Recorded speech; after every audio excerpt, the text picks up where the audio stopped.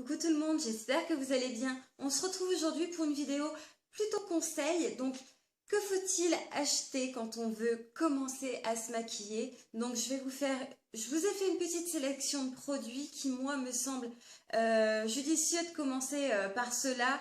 Je trouve qu'il y a certains produits qui ne sont vraiment pas nécessaires au départ. Parce que quand on veut commencer à se maquiller, on ne sait pas encore tout à fait comment dompter certaines matières. Donc je trouve qu'il y a certaines choses à pas forcément acheter quand on veut commencer, surtout pour éviter de faire des erreurs. Donc je vais vous présenter les produits. Tout ça tient dans une petite trousse, donc voilà, c'est parti, on commence tout de suite. Quand on veut commencer à se maquiller, souvent c'est à l'âge de l'adolescence, quand on a des petits problèmes de peau, comme de l'acné, donc évidemment plus ou moins fort. Donc évidemment, avant tout, avant de vouloir camoufler, vos imperfections, vos petits boutons, ou alors même quand c'est plus grave, il faut surtout consulter avant et ne pas mettre n'importe quoi sur son visage parce que c'est bien de camoufler, mais quand vous camouflez, vous ne traitez pas. Donc ça peut aggraver vos problèmes. Donc c'est pour ça qu'il est judicieux de demander à votre médecin traitant avant d'avoir un petit traitement contre l'acné ou alors d'avoir une petite crème, une petite pommade voilà, pour pouvoir traiter vos boutons et vos imperfections au lieu de tout de suite commencer à vous placarder le visage avec des fonds de teint qui ne seront pas forcément adaptés à votre peau parce que quand on a de l'acné, je sais qu'on a tendance à vouloir mettre du fond de teint, mais il faut faire attention quand on a de l'acné, souvent c'est qu'on a une peau grasse et beaucoup de fonds de teint sont faits à base d'huile. Donc ça va surgraisser votre peau encore plus. Donc il faudra plutôt se diriger vers des fonds de teint à base d'eau. Donc il y en a par exemple le Liquid Skin de chez Kiko est à base d'eau qui est très bien. Le Born This Way de chez Too Faced mais évidemment qui est un peu plus cher et très bien aussi. Sachant que ces fonds de teint là à base d'eau sont souvent légèrement moins couvrants. Mais voilà, vous n'allez pas ressembler à une boule à facettes en milieu de journée. Et souvent avec ces fonds de teint sur gras, on a tendance à poudrer, repoudrer et encore poudrer à longueur de journée. Et évidemment, pour les boutons, il n'y a rien de pire. Donc voilà, on va pouvoir commencer. Donc évidemment, avant tout, on hydrate sa peau avec une crème adaptée à sa peau. Donc n'hésitez pas à demander en pharmacie, même dans les parfumeries, ils sont là pour vous aider. Donc une crème hydratante, c'est ce qu'il y a de plus important avant de se maquiller. Donc moi, ce que je conseille quand vous êtes jeune et que vous voulez commencer à vous maquiller et que vous voulez camoufler des imperfections sur le visage, c'est les bébés crèmes. Donc on va pas partir... Hop, il y a le retour. J'ai des nouveaux éclairages et ça bâme, hein, comme vous voyez, donc on voit pas trop. Donc voilà. Donc celle-ci, c'est une bébé crème de L'Oréal. Souvent, elles sont... moi, celle-ci, elle est 5 en 1. Donc, elle va avoir pour effet aussi d'hydrater votre peau. Ça ne va pas avoir une couvrance énorme, c'est sûr, mais ça va unifier votre teint. Et en plus, que la bébé crème va apporter souvent, comparé au fond de teint, c'est que, en tout cas pour celle-ci, comme vous voyez, elle est blanche au départ et hop, quand vous la travaillez, elle se teinte naturellement à la teinte de votre peau. Donc ça, c'est très important parce que souvent, quand on achète son premier fond de teint, et même moi encore, au bout de pas mal d'années de make-up derrière moi, j'ai tendance encore à me tromper sur la teinte de mon fond de teint, parce que quand on l'essaye en magasin, les éclairages ne sont pas les mêmes. On l'essaye souvent soit sur le creux du poignet, soit sur la main, mais bon, c'est jamais exactement la teinte de la couleur de notre peau de visage. Donc on a tendance à faire des petites erreurs. Et souvent, pas mal de petites jeunes filles ont tendance à vouloir prendre un fond de teint trop foncé pour avoir l'air un peu bronzé. Et ça fait des démarcations, ça fait orange. En plus, si vous avez la peau un peu grasse, le fond de teint bouge en milieu de journée. Donc il y a des auréoles qui se forment sur le visage qui sont franchement pas jolies. Donc la bébé crème qui se teinte naturellement à la carnation de votre peau, c'est vraiment l'idéal pour moi. Et la petite chose que j'ai oublié de préciser sur les bébé crèmes, c'est que l'avantage c'est que vous avez un SPF dedans, donc une protection solaire. Donc c'est toujours ça en plus. Il faut toujours protéger un peu sa peau du soleil. C'est pas parce que vous protégez votre peau du soleil que vous ne bronzerez plus, non. Mais au moins, vous préservez votre capital peau par la suite. Donc voilà. Donc deuxième produit, si vous trouvez qu'après votre bébé crème, votre teint n'est pas encore assez unifié ou pas encore assez bien couvert à votre goût, vous pouvez le travailler avec une poudre. Donc, soit une poudre libre, pardon, qui est ici, comme ici, qui est la poudre HD de chez ELF.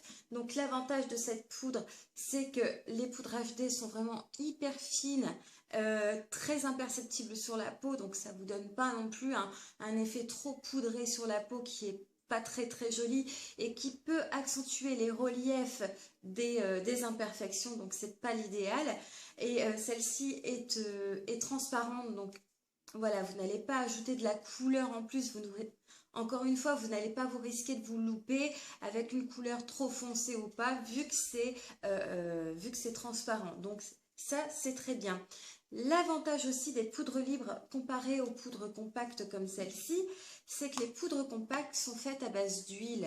Donc encore une fois, si vous avez une peau acnéique qui a tendance à régresser beaucoup au long de la journée, si vous partez sur des poudres compactes, vous allez avoir tendance à accentuer un petit peu cet effet un peu huileux sur la peau. Donc évidemment pas quand vous l'appliquez parce que la poudre a pour effet un peu d'absorber le sébum, mais par la suite ça a tendance à régresser, ce que vous n'avez pas avec la poudre HD. Donc je trouve que c'est pas mal. Et encore une fois, pour les peaux à problème, j'en ai pas à vous présenter là, mais les poudres minérales sont encore mieux parce que vous avez des principes à l'intérieur qui sont bons pour la peau et qui ont tendance à assainir un tout petit peu plus. Évidemment, c'est pas un traitement, mais ça va moins abîmer et ça va moins titiller vos boutons qui sont déjà enflammés. Donc voilà, poudre compacte, comme je le disais, si vous n'avez pas une peau trop grasse, que je peux vous conseiller, donc moi évidemment j'adore l'accord parfait de chez L'Oréal, ça se voit, de toute façon elle est pas mal creusée, ou alors une petite alternative qui sera beaucoup moins chère, c'est celle de chez Essence, qui est vraiment très jolie aussi. Généralement vous avez des petites houppettes qui sont livrées dans les coffrets, mais personnellement je ne les recommande pas parce que ça n'étale pas la matière uniformément. Au début, vous avez tendance à en prendre un peu trop et bon, ça ne vous fait pas un travail fin. Ce genre de petit pinceau là, si vous suivez ma chaîne, vous le voyez, je l'utilise tout le temps. C'est le Kabuki de chez ELF. C'est super doux, donc déjà, si vous avez encore une fois des boutons ou de l'acné, ça ne va pas venir les agresser parce que c'est vraiment super doux. Et en plus, ça va vraiment répartir la matière très uniformément sur votre visage. Et aussi, ça va vous permettre de ne pas en mettre de trop, de travailler progressivement. Donc vraiment, un pinceau teint, je trouve que c'est l'idéal. Ensuite, moi, je trouve que le teint, ça passe aussi par un effet bonne mine. Et l'effet bonne mine, c'est le blush qui va vous apporter ça.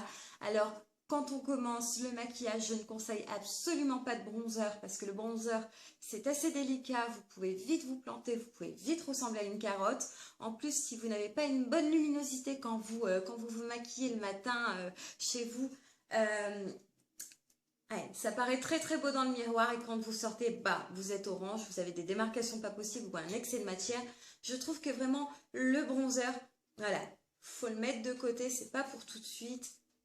C'est assez délicat comme produit. Par contre, je conseille vraiment un blush. Je trouve que le blush, ça va vous apporter un effet frais, un effet réveillé, un effet bonne mine.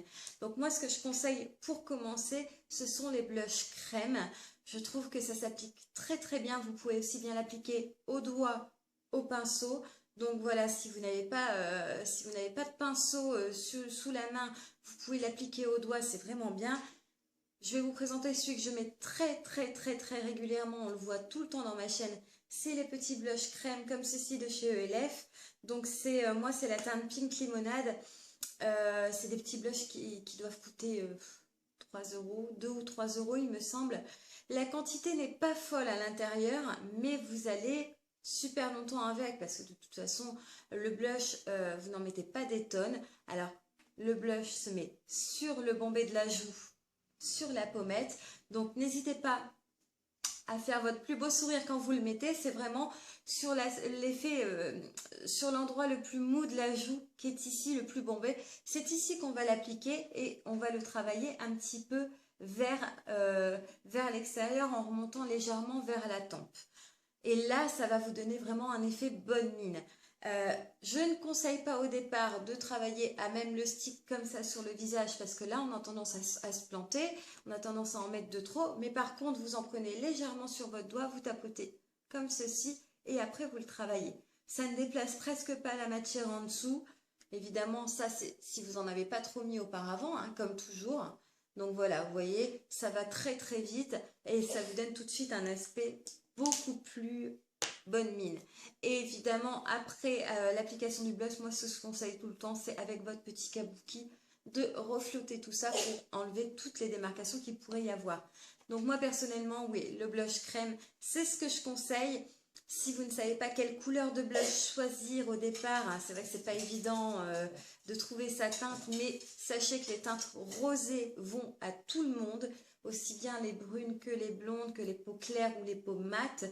Si vous partez dans le rose assez clair, dans le rose poudré, vous ne vous tromperez pas. Ça, c'est une valeur sûre. Vous ne pouvez pas vous planter avec ça.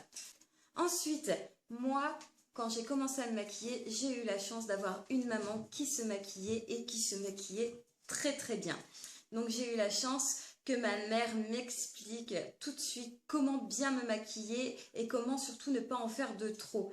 Donc, je sais que beaucoup se reconnaîtront quand je vais dire ça, mais beaucoup de jeunes filles ont commencé par le traditionnel trait de crayon noir dans la muqueuse. Voilà, qui en milieu de journée bave, qui coule. Moi, j'avais même des copines au collège qui se baladaient en permanence avec leur crayon noir et qui, avec un briquet, chauffaient la mine pour pouvoir bien intensifier et puis bien en mettre la patate dans les yeux. Mais le problème, c'est qu'au bout de 10 minutes, ça coulait, ça bavait de tous les côtés. Donc moi, ma maman m'a toujours dit, non, non, le trait de crayon noir, ça rapetisse l'œil, ça rapetisse le regard et en plus, ça durcit. Donc, comme tu as les yeux bleu-vert, il faut partir sur le marron. Donc moi, j'ai cette chance-là qu'elle m'apprenne assez jeune à bien me maquiller. Donc moi, j'ai commencé par un fard à paupières cuivré parce que j'ai un œil qui est dans les teintes bleu-vert et c'est ce qui va le mieux à ma couleur d'yeux. Et je n'appliquais pas ce fard à paupières partout. Je mettais tout d'abord un petit peu de crème, un petit peu de couleur coquille d'œuf, pas de blanc, hein, mais couleur coquille d'œuf, couleur beige sur toute ma paupière mobile. Et après, avec un pinceau fluffy, je venais juste accentuer mon creux de paupière avec un pinceau, avec le pinceau et mon fard à paupières. Il me semble que c'était un bourgeois à l'époque, et mon fard à paupières cuivré.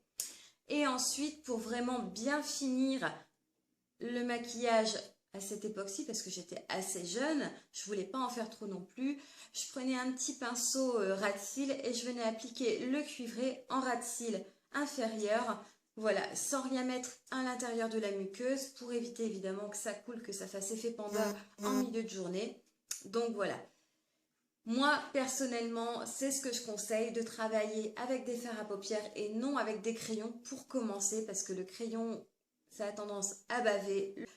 À la rigueur, si vous voulez vraiment travailler avec du noir, plus partir sur un fard à paupières noir que vous travaillez en ras de cils. Vous pouvez même vous en servir en eyeliner. Et puis en plus, avec le fard à paupières, vous vous louperez 10 fois moins. Donc moi, ce que je conseille ensuite pour le maquillage des yeux, c'est une petite palette de fard à paupières. Alors pourquoi la palette? Parce que c'est toujours plus simple à emporter, parce que je sais que beaucoup de jeunes filles prennent leur trousse à maquillage avec au collège ou au lycée pour faire des retouches. Souvent, il n'y en a pas forcément besoin, mais je sais qu'elles aiment bien ça.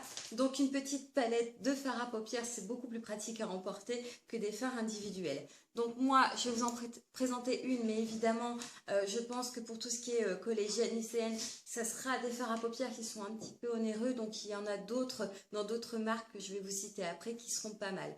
Donc, moi, évidemment, je trouve que cette petite palette, donc c'est la Natural Matte de chez Too Faced. Je trouve qu'elle est vraiment idéale. Ce sont des couleurs donc évidemment mat et ce sont des couleurs nude. Donc vous pouvez vraiment avoir avec ces couleurs-là, vous avez un large choix, pardon, vous avez un large choix de fards et vous pouvez vraiment varier dans votre maquillage sans trop avoir un effet flashy non plus. Et je trouve que ce sont des couleurs passe-partout qui peuvent aller aussi à tout le monde. Donc ça, je trouve que c'est très bien. Vraiment, ce sont des couleurs magnifiques. Donc pour commencer, vous voyez, moi c'était un petit cuivré un petit peu comme ça. Et dans le creux de paupière, c'était très très joli. La marque Kiko vous fait des petites palettes vraiment pas chères. Après, si vous voulez partir sur des fards individuels chez Kiko, il y en a à partir d'1,90 € il me semble. Donc c'est vraiment pas la ruine. Chez Essence, dans les magasins Auchan, vous avez les petites palettes Quatuor qui sont très très jolies aussi. Les fards sont un petit peu poudreux, mais généralement, ils se travaillent très très bien. Donc voilà. Ensuite, on reste toujours dans les yeux. Si on veut appliquer un joli fard à paupières et qu'on veut l'appliquer bien, sans que ça fasse pâté, sans que ça fasse grossier, moi je trouve que c'est important de tout de suite, dans sa première trousse à maquillage, d'avoir ses pinceaux.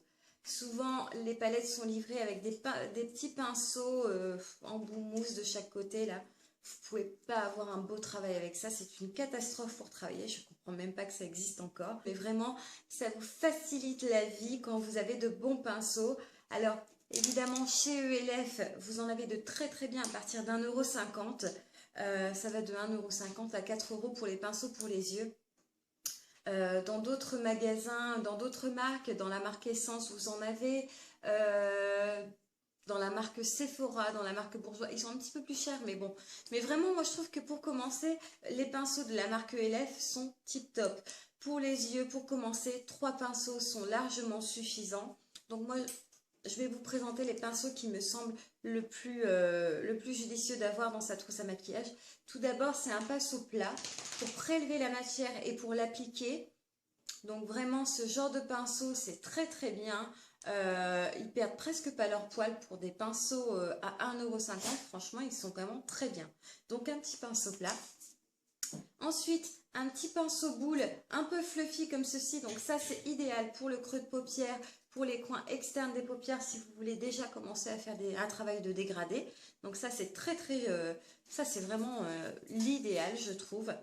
Et ensuite, un petit pinceau fluffy estompeur. Donc l'estompeur va vous permettre de flouter les matières, de mélanger les couleurs entre elles pour ne pas avoir de démarcation et pour avoir un travail beaucoup plus fin. Donc vous voyez, c'est pas la ruine, pour 4,50 €, vous avez votre panel de pinceaux pour commencer à vous maquiller les yeux. Ensuite, évidemment, moi, c'est l'une des premières choses que j'ai appliquées quand j'ai commencé à me maquiller, même avant le teint, tout ça. Je crois que c'est la première chose que j'ai commencé à mettre. C'est évidemment le mascara. Donc des mascaras, vous en avez de tous les prix, de 3 € à 30 €. Évidemment, pour commencer, je ne vous conseille pas un Dior ou un Chanel. Bon, c'est un petit peu ridicule parce que vous ne connaissez pas encore quel type de brosse vous préférez, quel genre de matière vous préférez. Donc je trouve que voilà, c'est pas très judicieux de mettre trop cher dans un mascara au départ. Essayez de trouver le genre de mascara qui vous plaît, c'est pas forcément évident. Donc chez Kiko, il y en a de très très bien. Donc moi j'aime beaucoup celui-ci, c'est le Luxurious Lash de chez Kiko, donc qui est avec la brosse en poil. Il me semble qu'il était à 3,90 €. Non, pardon. En général, je crois qu'il est à 7 €, mais il est régulièrement en promo à 3,90 € et vous avez une très très grande quantité. Donc voilà, Kiko, moi je trouve qu'ils font vraiment de très très beaux mascaras. Et ouais, je trouve que c'est une valeur sûre pour commencer, c'est l'idéal. Après, vous pouvez partir sur, comme j'ai expliqué, les brosses en silicone. Donc il y a celui-ci, donc le Rocket, qui est très très connu et qui est très apprécié, mais que moi j'aime un peu moins. Donc vous voyez, il y a beaucoup de gens qui l'adorent. Ils le préfèrent même à de très grands mascaras de marque. Moi personnellement, je l'aime pas beaucoup, mais en même temps, j'aime pas ce style de brosse. Donc voilà, donc, comme je vous disais, c'est assez personnel le mascara. Donc celui-ci, il est bien noir, il vous fait des cils assez longs. La brosse est en silicone, donc on fait un petit peu moins de tâches. Et il est dans les alentours des 9 € il me semble. Donc si je mets Maybelline, vous pouvez le trouver partout. Donc évidemment, le mascara, je pense que s'il y a la chose à ne pas oublier, c'est le mascara. Ça termine un maquillage, ça vous fait un regard beaucoup plus profond. Ça ressort la couleur de vos yeux. Enfin, vraiment, c'est ce qu'il y a de plus féminin, le mascara. Donc voilà. Et ensuite, si vous voulez travailler les lèvres, donc évidemment, pour commencer, je ne conseille absolument pas les rouges à lèvres. Quand on est une jeune fille, de 14, 15, 16 ans, je trouve que c'est pas forcément utile de mettre un rouge à lèvres tout de suite. Déjà, l'application n'est pas forcément super bien mise à chaque fois. Et ouais, les couleurs sont peut-être pas bien choisies non plus. Donc moi, ce que je conseille, c'est plutôt des baumes à lèvres. Donc en plus, vous allez hydrater vos lèvres, vous allez les soigner. Et le baume à lèvres, donc il y a des petits baumes à lèvres comme les lipsticks, les Baby Lips de chez Je Mets qui sont très très bien et qui sont légèrement teintés. Donc c'est, moi je trouve que ça donne une petite teinte naturelle, c'est assez joli. Donc moi ce que je peux conseiller, j'aime beaucoup les Kiss Baume de chez Kiko. Donc ce sont des baumes à lèvres comme ceci. Donc moi c'est la teinte, il me semble que c'est la teinte Blackberry. Donc c'est un rose rouge, mais vraiment très en transparence. Et sur les lèvres, ça vous donne un effet légèrement glossy et très doux en fait.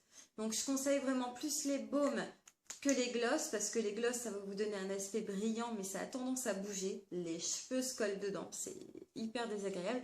Et ça ne va pas les soigner. Donc autant partir sur des baumes nourrissants, au moins voilà, ça vous fait double emploi. Ou alors, mais évidemment ça c'est un produit qui est un peu plus cher, mais ce que j'aime beaucoup, c'est l'éclat minute de chez Clarins, donc qui est un baume embellisseur de lèvres, donc ça va révéler la teinte naturelle de vos lèvres. Je trouve que c'est vraiment très très joli.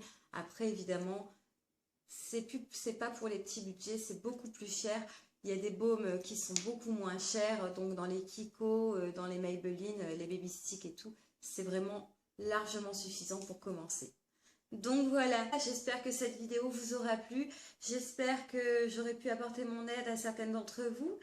Je vais certainement vous faire dans un prochain tuto un petit make-up idéal pour les jeunes filles qui vont au collège, après un petit make-up plus pour les lycéennes. Donc voilà.